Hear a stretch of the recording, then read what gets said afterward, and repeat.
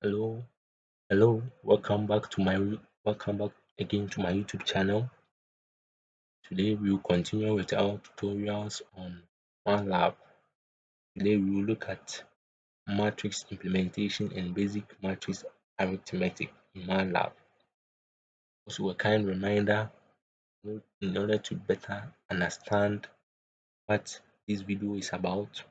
It's good or it will be helpful if you know how matrices work, their structure, basic rules involved in their multiplication, subtraction, multiplication and stuff. Knowing them will be helpful and help you understand how they are implemented in MATLAB as we go. So without further ado, let's hop right in and start with our tutorials. So as usual, we will start with our MATLAB program. MATLAB, and we wait for it to run.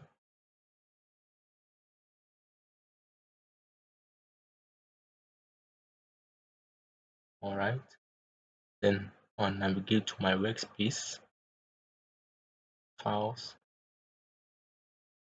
I'll select. As you can see that the script we worked on in the last video is displayed here. So today for our work we will create a new script and Control S. So name it as matrix. Always it is advisable to name your script in relation to what your script does so that you won't forget, or so that should your script files become plenty, you should be able to easily identify what the script does by its name, because astonishingly our brain tends to forget. Yes, so it is better to name it, give it a name, a recognizable name, so that for easy recognition. So we go with MATLAB practice, then it was save. So today we talk about matrix. The first thing that we talk about is matrix initialization. So matrix initialization.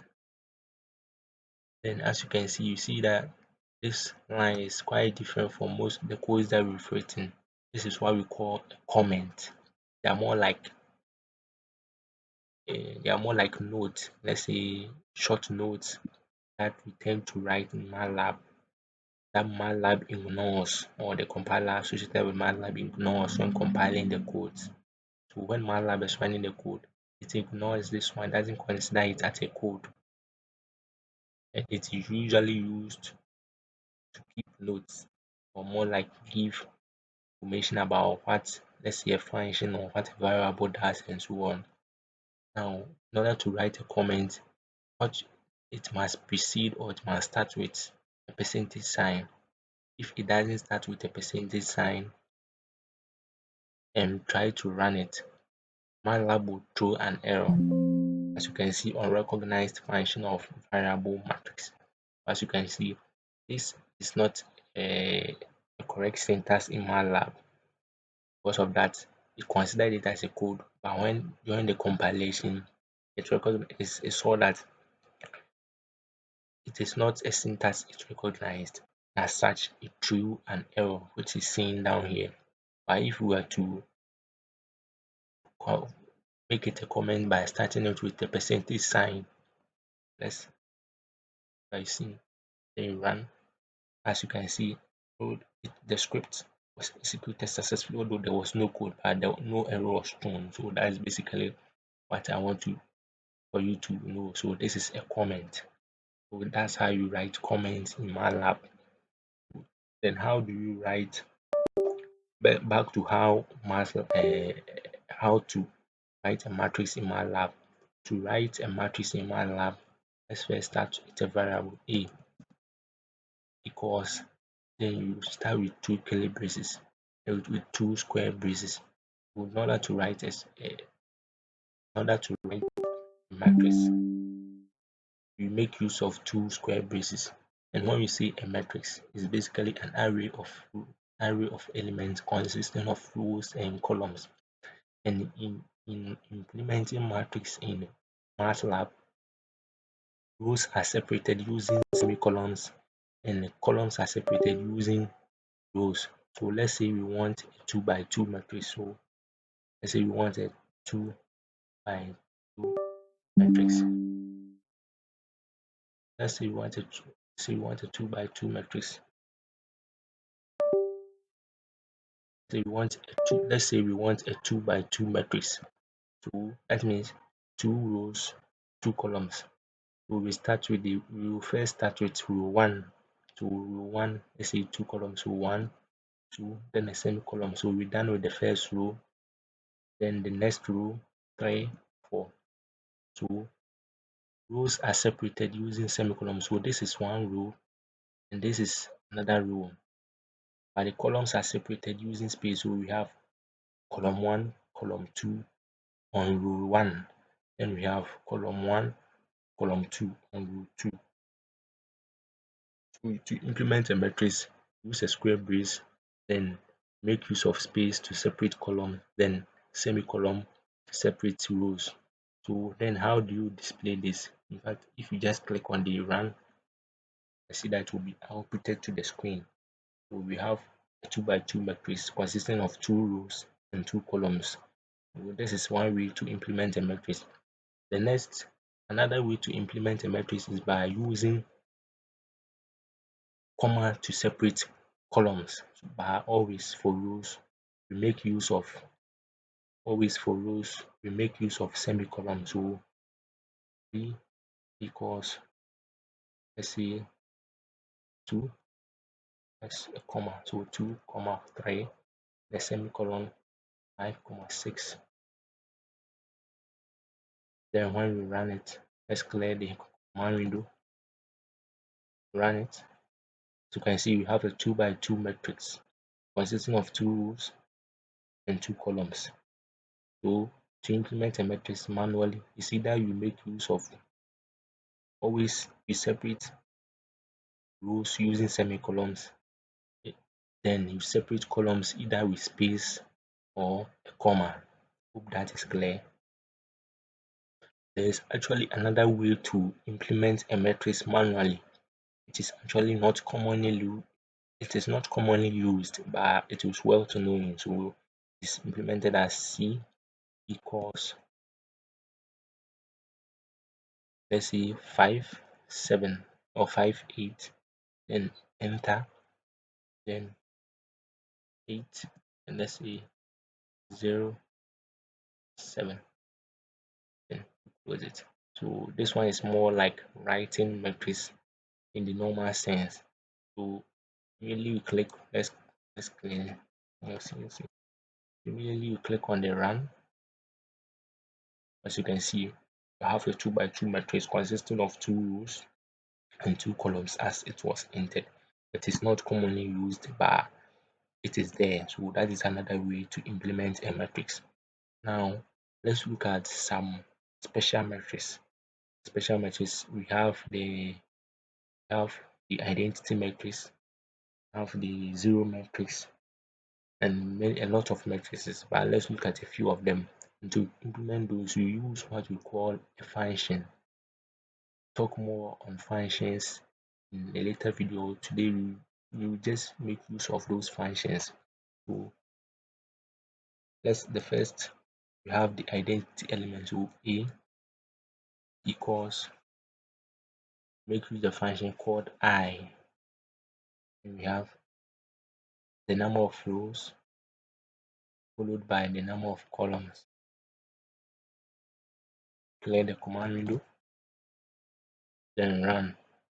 As you can see, I have a 3 by 3 matrix, a 3 by 3 identity matrix. And when you say identity matrix, it's basically a matrix in which the leading diagonals are all ones and the rest are zeros. That's basically what an identity matrix is. We continue to two rows, 2 columns, and we have a 2 by 2 identity matrix with the leading diagonals being ones and the other elements being zeros. So that's how to implement 2 by 2, or how to implement any square matrix, any square identity matrix, any dimension. So that is make use of the function called I. The next, or also what I need to draw your attention to is we make use of A and B here.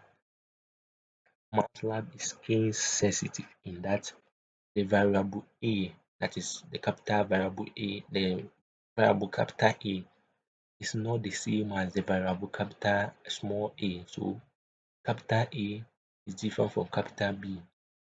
So keep that in mind. Capital A and capital B, capital A and small a are two separate variables in memory. So they point to two separate locations in memory. Don't forget that they are two separate variables. Don't forget that. Also, let's look at the next special. So this one is identity, identity, identity matrix, right? Next, let's look at what we call the zeros matrix. So use the function zeros, then the number of rows, number of columns. Let's move the suppressor so that we can see the output. Run. So we have a 2 by 2 matrix in which the elements are all zeros. So if we change it to 3, then run, we have a 3 by 3 matrix in which the elements are all zeros. This, in order to get a zero matrix, we use this function called zero. So this one is a zero matrix. Next, we have function called ones. So pass in the number of rows, number of columns. So let's clear screen, then run. So it returns a matrix of specified dimension in which all the elements are all ones. So 2 by 2 by 3 matrix. So 2 rows, 3 columns in which all the elements are ones. So let's assume no as ones matrix in which all the elements are all ones. Then we have a special function which allows us to create a matrix of any size such that each each elements within the matrix are within a certain range, and the function is called the rand function. So this is how it is used. So d equals rand d, then you open the curly braces, then you specify the range in which you want the values of the matrix to be, to 0 and 10,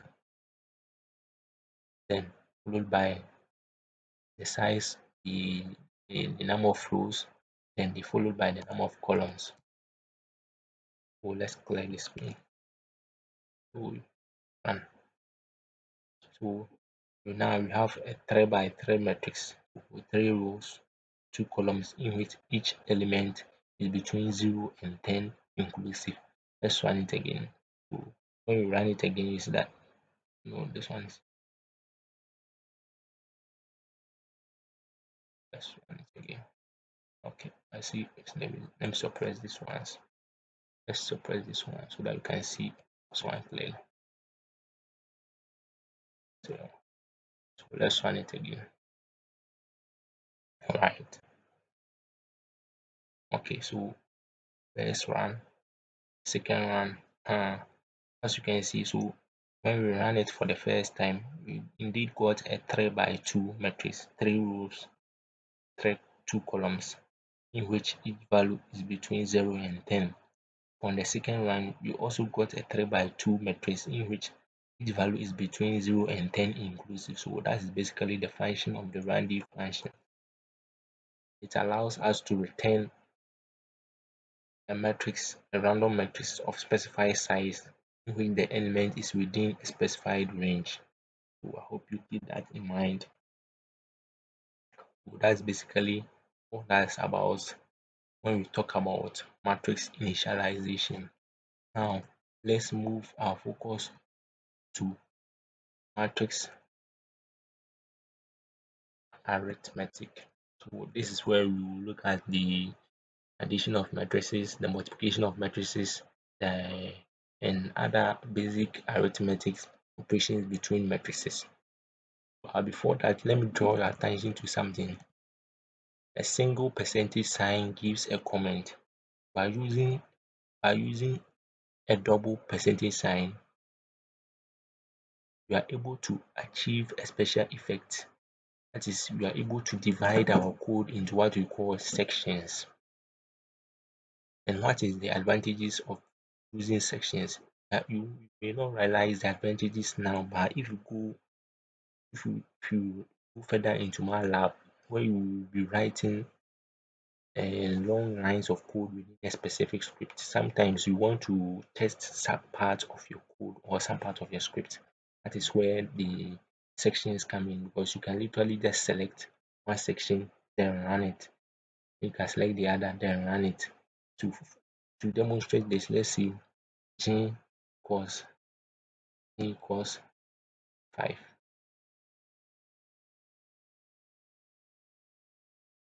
Then we have h equals 6. So let's clear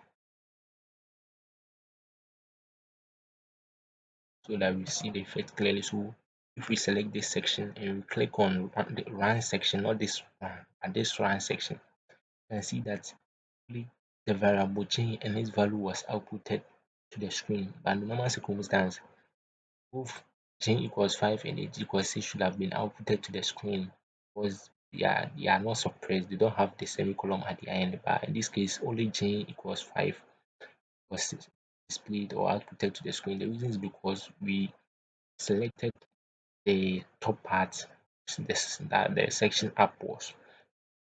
Let's select the bottom section and see CLC, then you run section. Then as you can see, we have h equals 6. So in this case too, we ignored the j equals 5 and we are more focused on the part. So that is basically the purpose of sections, and I hope you understand. So now let's move our focus back to matrix arithmetic. So we will start with two basic So we'll start with two matrices. So let's see. Okay, let's start with a 3 by 3 matrix. So 1, 2, 3, then a semicolon, 4, 5, then a semicolon, 7, 8, 9, then arrow. Let's see. 9, 8, 7, 6, 5, 4, 3, 2, 1, 1. Close it. So you will first start with matrix addition. And what is the rule of matrix addition or addition between two matrices? The rule is that we can only add two matrices if they are of the same dimensions, meaning that we can only add a 2 by 2 matrix to a 2 by 2 matrix. So mean that we can only add 2 by 2 matrix to another 2 by 2 matrices. We can add a 3 by 3 matrix to a 3 by 3 matrix to 3 by 3 matrix. However, if the dimension does not match, to mean that if we have a 3 by 4 matrix, we can't add it to a 2 by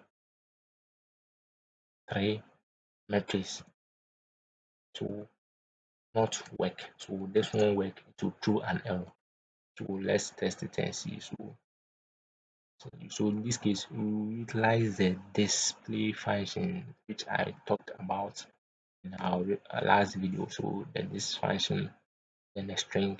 So Q plus R.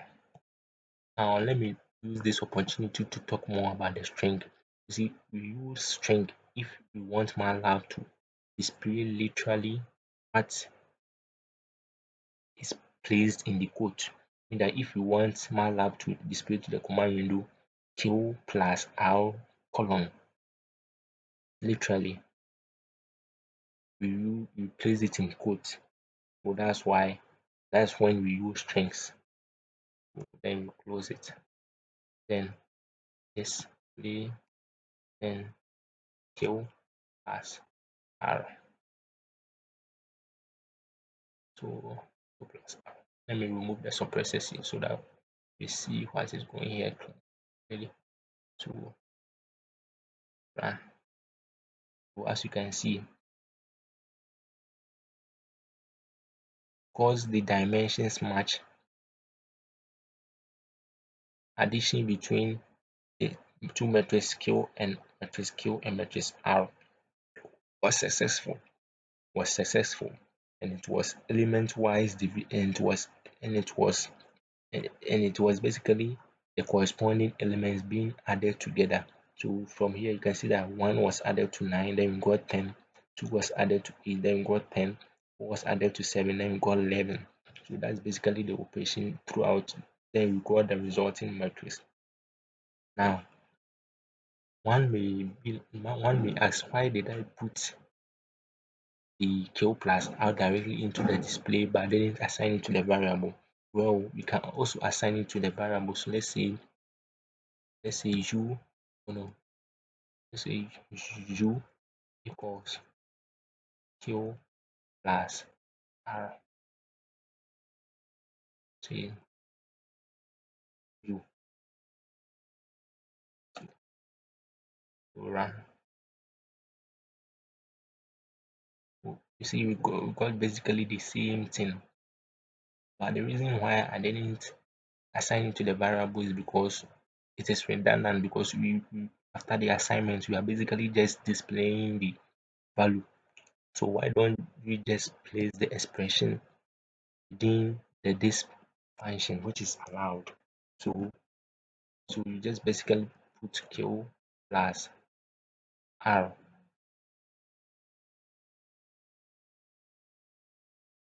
So if you put the expression directly in, so let's play the window and we run it. So when you put the expression in like this, to see us, and you click on run, see, we are seeing the same effect here. So let's do that for subtraction. So for subtraction, let's change the plus to a minus. And remember, the two matrices must be of the same dimension. So this is 3 by 3, 3, 3 by 3. So, 1, 2. Basically, subtraction between the corresponding elements occurred. So 1 minus 9 minus 8, 2 minus 8 minus 6, 4 minus 7 minus 3. That's what happened throughout. So that is basically matrix. That is basically matrix addition and matrix subtraction. Now let's move on to matrix multiplication. Now for matrix multiplication, there are two types of matrix multiplication. We have the normal multiplication, which follows the set rule. Then we have the element wise multiplication. So let's first look at the normal matrix multiplication. Now for normal matrix multiplication to work, according to the rule, that the internal dimensions of the two matrices must be the same. So 3 by 3 matrix, 3 by 3 matrix. So multiplication between these two matrices are the same, reason why the internal dimensions are the same. So basically the number of rows of the first, the number of columns of the first matrix is the same as the number of rows of the second matrix. That's what we mean by the internal dimensions must match. So if the number of rows of the number of columns of the first matrix has been the same as the number of rows, so if the number of columns of the first matrix is the same as the number of rows of the second matrix, is confusing. Just write the dimensions down and check to see if the last the internal dimensions match. That's basically. So if the internal dimensions of the two matrices match, then normal multiplication is possible. So let's take these two matrices like this. The internal dimensions of these two matrices match. To perform the normal multiplication, just use the asterisk. So, asterisk and run. And you should see the normal multiplication occurred according to the rules. That's the reason is being the internal dimensions matched. So now let's try to multiply two. Now let's try to multiply two matrices in which the internal dimensions does not match. So let's take y cos. Let's take let's see. Let's take a 2 by 3 matrix. So 2 by 3 matrix. That's two rows, three columns. 2, 5, 6,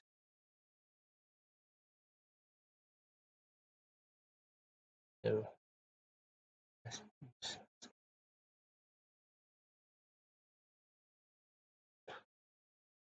So now we have a 2 by 3 matrix, that is two rows, two columns. So 2 by 3 matrix. So now let's try to multiply, do a normal multiplication between matrix y, matrix q, and y. So in this case, I see that the internal dimensions of q and y doesn't match because 2 and 3 they are not the same. So let's try to do multiplication and see what might happen. So we have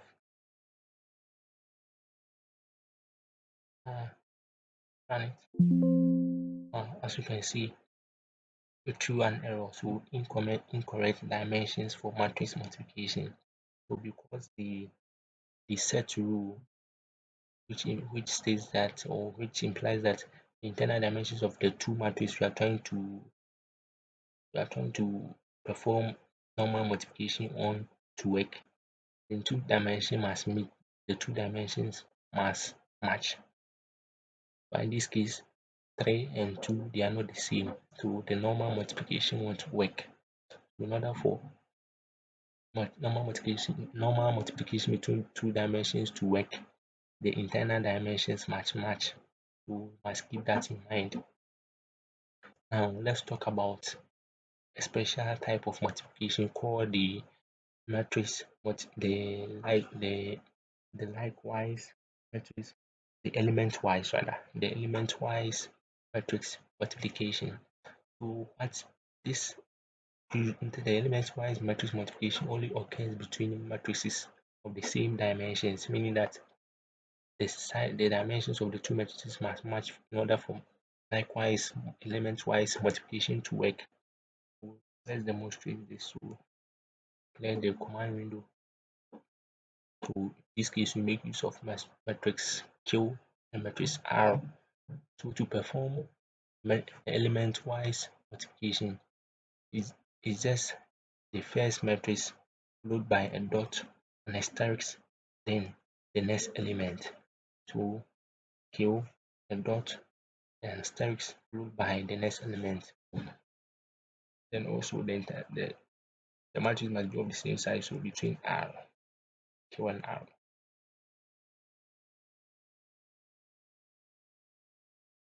Then we run. As you can see, element wise multiplication took place. So 9 by 1 gives 9. Let's see, 2 by 8 gives 16, by 7 gives 28. So this is element wise multiplication. Also have element wise division. So that one, just remove the asterisk and place a forward slash. So just like how element-wise multiplication results in the corresponding elements being multiplied together, division-wise multiplication results in the elements being divided by each other. So in this case, we will take the corresponding element of between Q and R, then we will divide them. And that will be done by the MATLAB compiler. So run, and as you can see, 1 divided by 9, which is 1 on 9, approximately 0.11, 2 on 8, 0.5, let's say 8 on 2, 4. So this is element-wise multiplication. So far we've done for addition, subtraction, multiplication, element-wise multiplication, and element-wise division. One would be like, why haven't we done for division? In the matrices, don't perform division between matrices. And the reason being, not all matrices are inevitable. When I say inevitable, mean that we can't, it's not all matrices that we can invent them. And also there are matrices which has 0 elements. So mean that we can have situations where we have divisible by 0. So we don't perform division, normal division on matrices. So that's why not seen as performing division between two matrices. So on that note, I'll bring on that note, we conclude our tutorials on metrics. You conclude our tutorials on matrix implementation and also matrix arithmetic. I hope you enjoyed the video, and if you enjoyed it, just give me a like, subscribe to my channel, and also turn on your notification bell icon so that you don't miss any video that I post. Thank you very much. See you next time. Next time, our next video will be more on advanced concept, that is advanced arithmetic questions and some basic concepts involving more of which usually use matrix. I hope you don't miss it. Thank you. Bye bye.